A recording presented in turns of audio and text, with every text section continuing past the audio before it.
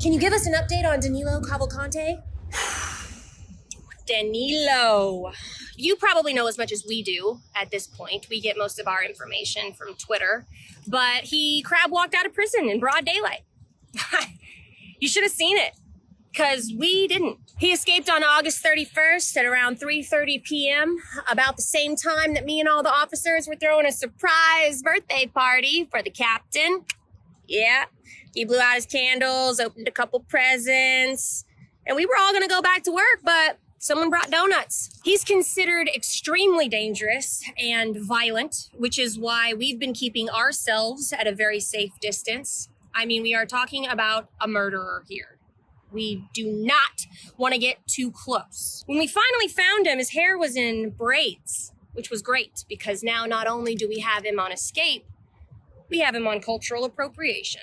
I actually spotted him last week. He was running across the street. I had just gotten a boob job though, so I couldn't really run yet, but I did ask him to freeze. I just don't think he heard me. I didn't want to be rude. I was like, "Mister, excuse me, sir." Nothing. We learned a lot from this incident. We learned that we can band together. We learned that we can rely on the public. And most importantly, we learned that our facility is no match for parkour. We also learned a lot about him. He stole a dairy van, which was weird because he's lactose intolerant. Can you show us some tactics you use to find fugitives? Sure. Yeah. Danilo!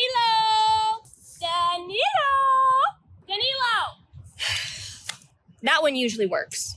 We also like to have a little fun. We like to play hide and seek. Sometimes we'll put on a blindfold just to make it a little more interesting. Getting warmer, colder, warmer. What? Right there.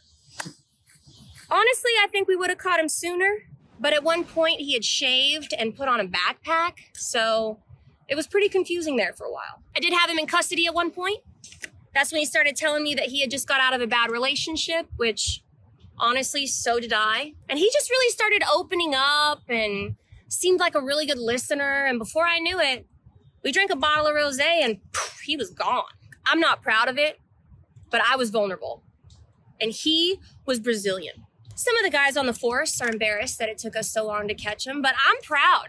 I mean, it only took 400 police officers, 300 tracking dogs, 16 Blackhawks, 8 police officers on horseback, 6 ring cameras, and NASA 2 weeks to find him.